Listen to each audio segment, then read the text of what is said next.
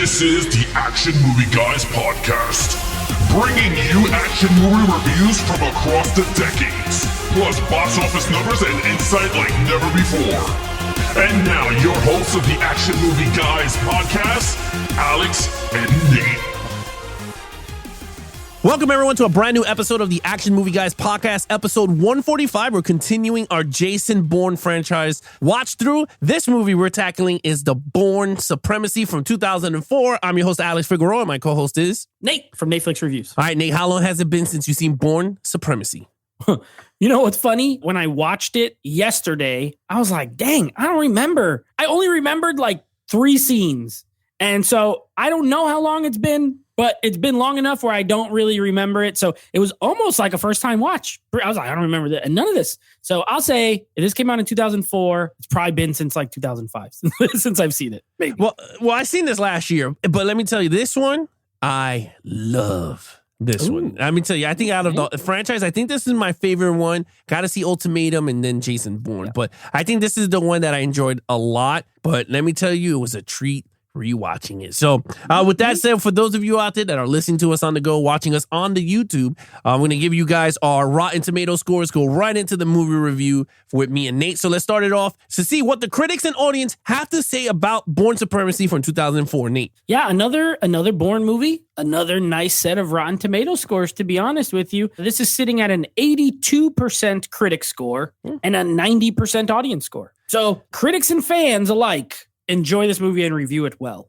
Yeah, I mean, you see, it's funny, right? Because these type of action spy thrillers, you want to call them, they start to go on an up trajectory, right? Depending on the franchise. Some of them could start going and then this tips off by the third movie. I don't know if the Bournes do that. I think it continues to go up a bit because remember, he leaves the franchise after the third one. He doesn't return till many, many years later. But I want to see where Bourne Legacy, does it take that nosedive? Is the franchise name still there for a lot of people? You know what I mean? And this is not a spoiler because we haven't watched them all yet. But I remember really liking Ultimatum the most when I initially watched these. And that's the third one. Yeah. So, and I remember I don't think I dislike Legacy either. So I don't know. It's a good question. Like where does this dip and when? But I remember at least the first 3 being like all really good, but we'll see. Yeah, I mean, Legacy, I remember that's the Jeremy Renner, right?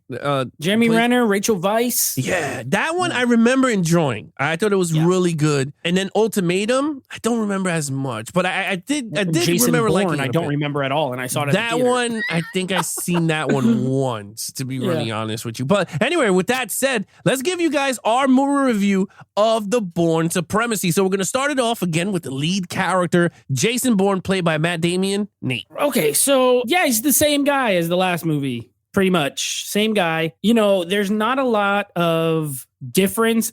He's a little more pissed off, which I always like, you know, because they kill his lady. So he's a little more angry, and that little anger gives him the little spice that I need to up his score a little bit. It's still not a 5 for me. I gave him a 4 last time. I'm gonna give him a 4.5. Give him a 4.5. I like the anger. I like the revenge angle. I think that gave him the little up. But other than that, you know, story-wise, there's not a ton of new development. He's just still the same guy who has amnesia and can't remember stuff. And, you know, storyline-wise, they've changed a little bit. Like he's trying to... He's almost coming after them more so. Like the first movie, he's trying to find out who he is. And this movie kind of not abandoned that, but he's more like, all right, I'm not going to remember who I am. Let me just try and get these people who are trying to get me and frame me. So I like that. I give him a 4.5.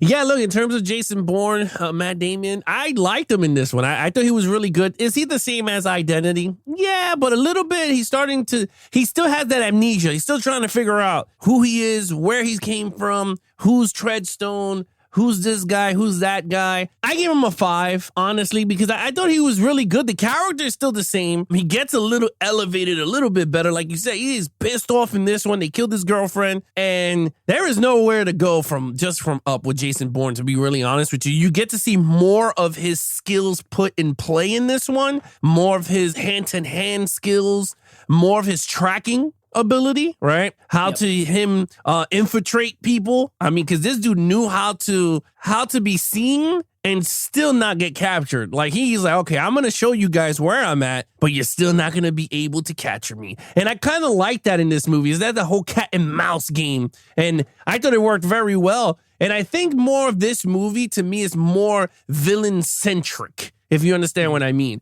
I don't think this is more of a Jason Bourne. I mean, yeah, he is the face of this movie, but I think it's more of the villains in this one center stage than Jason Bourne, if it makes sense. You know what I mean? Yep. So no, I agree, because the first movie, he's just trying to figure out who he is. Yeah. In this movie, he is now being framed for something and kind of trying to fight back. So there's a lot more of the other characters in this than there was in the first one.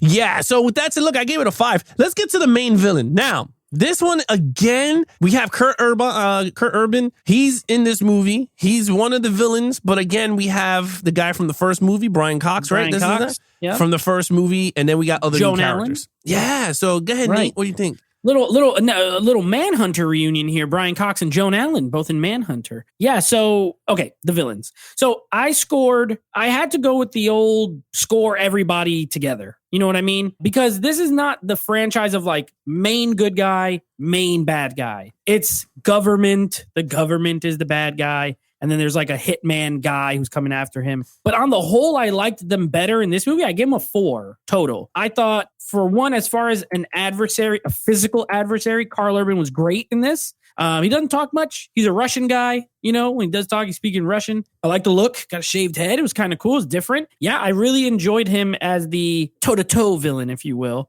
And then you got the mental type villains where it's the government guys who are trying to stay a step ahead of him and track him down. That's Brian Cox. Joan Allen, but is she really a bad guy? No. You know, I think when it's all said and done, she's not really. She believes he did this thing that he didn't do, that he was framed for. Right. And she's just doing her job and trying to get him. Brian Cox knows he didn't do it and is trying to, you know, frame him as part of the framing, right? And at the end, when she realizes he didn't, she doesn't keep going after him. Like when he calls her at the end, when he's in New York and he calls her, she's like, come in and meet or whatever. You know, at that point, it doesn't seem like she apologized to him and whatnot. You know what I mean? So I wouldn't say she's a villain, but throughout the runtime, she kind of is. You know what I mean? So I think the villain section, I guess, in this was a little better. In the first movie, they're just trying to cover stuff up. But in this one, they're really like coming after him hard. So I thought it was a little bit better. So I gave it a 4. Yeah, look, this one, there's nothing I can say in this one. You said everything. I gave this one a 5. Nice. The villains here are so well done that the fact is this dude was living his life in India. You know, they're trying to frame him. And they did. They shot his girl off the bridge driving, which I was like, okay. To me, that's where the movie sets off. Because you're like, holy crap. And then you see how the whole setup went with Kurt Urban putting the bombs on the electricity thing. They blow it off and then he starts silencing, kills everybody. And everyone's like, what the hell? And then it's like, it's Bourne once they got their fingerprint. And I was like, no, it's not. Yeah. And it worked. It's so good. Brian Cox as the villain is such a douche. Because I hate him as William Stryker as X-Men. He pisses me off there, but he plays the character so freaking well that it's so good. And he knows he fucked up at the end because it was like when they went to the hotel and he looked and he was just like, oh my God. And then he just started, he went to go, he already knew where he had to go. And I loved it. I thought that was so well. Kurt Urban, okay, he is what made the movie. He was so good.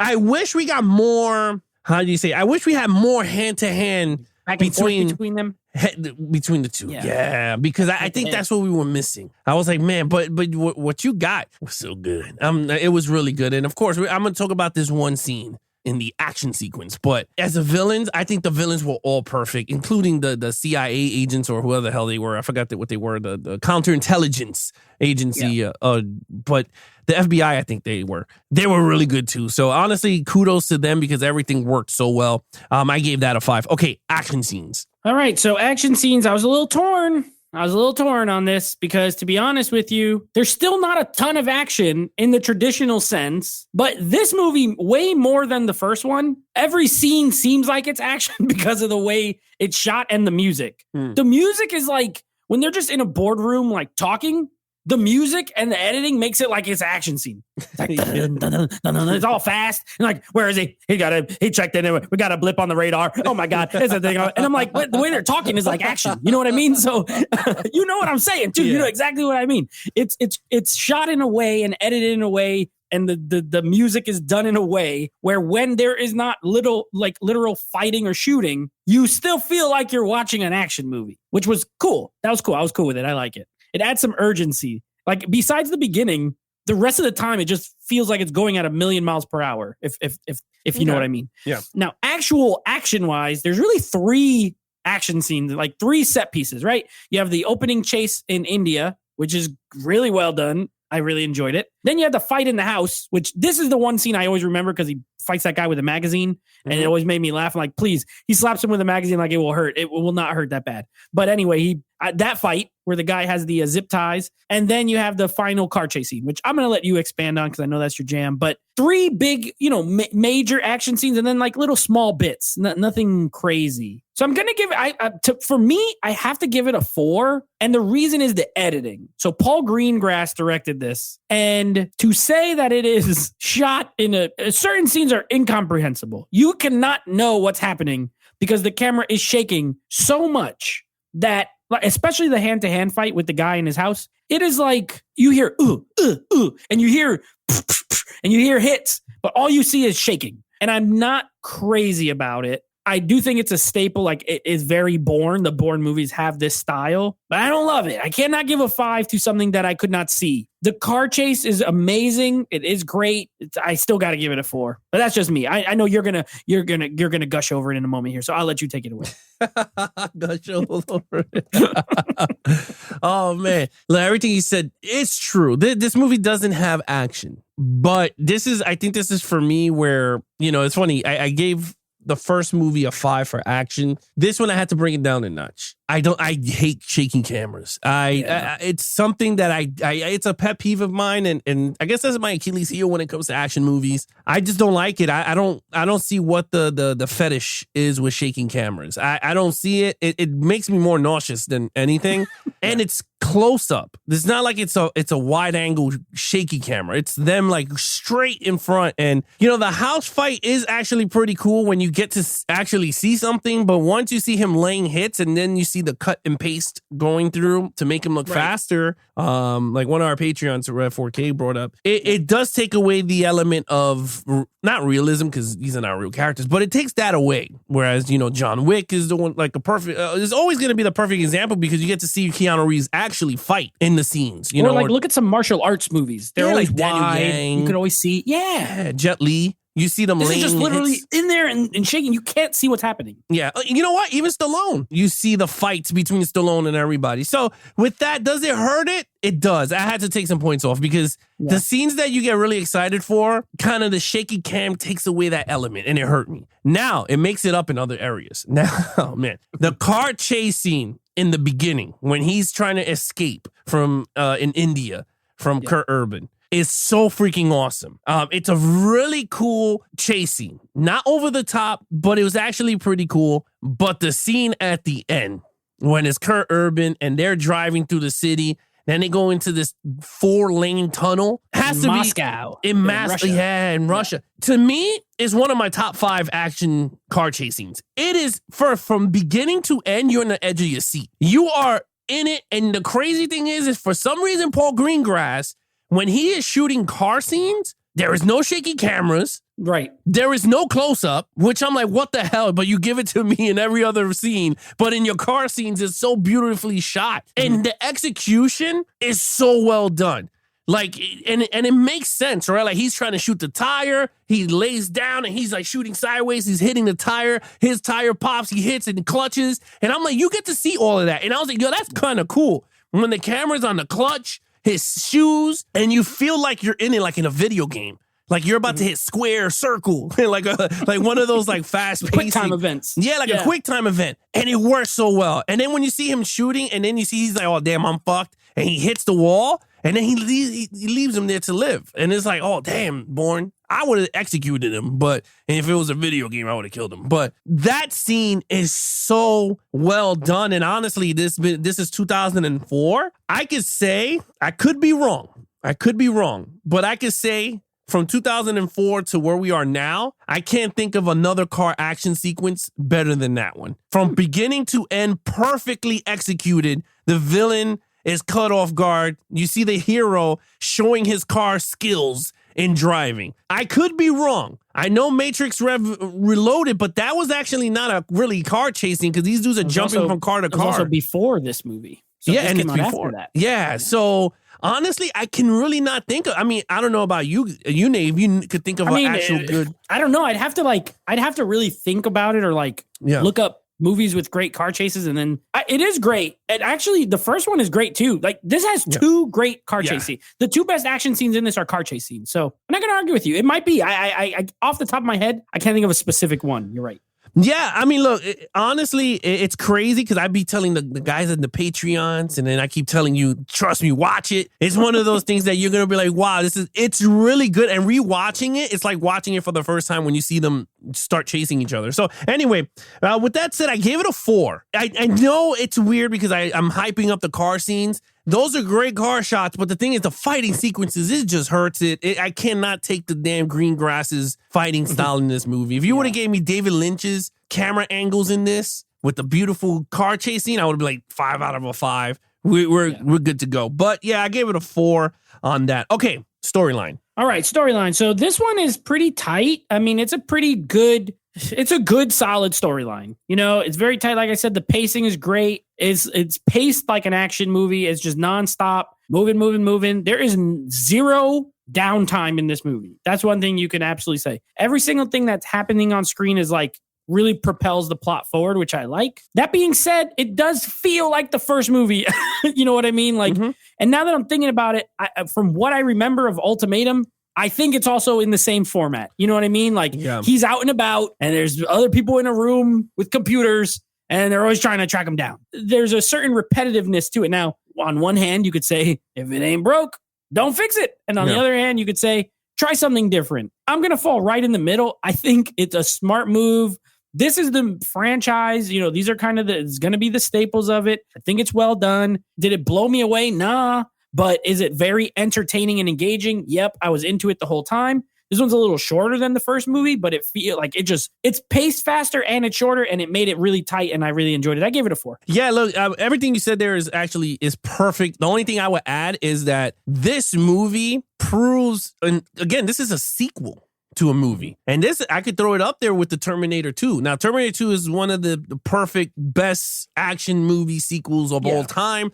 This, I could say, I could throw it up there. This is actually a really good sequel to an action franchise. Now, is it you're right, it is very repetitive, all 3 movies. Actually, you could even say all 5 movies is all repetitive because it's all the same things. People are all in the office and they're trying to chase this one dude down. And it's pretty much all of them, right? But my thing is one, is it executed well? Because you could have 3 different storylines that do the same thing, but do they tell compelling stories like Lord of the Rings? All 3 Lord of the Rings are the same, right? They're all trying to get this stupid ring into Mordor, but each of them has a different set piece of where they go. Does it work? Yes, they did. Those things work because it's a continued storyline. This one actually worked very well. I mean, from beginning to the beginning to the middle, and then of course Ultimatum is the end.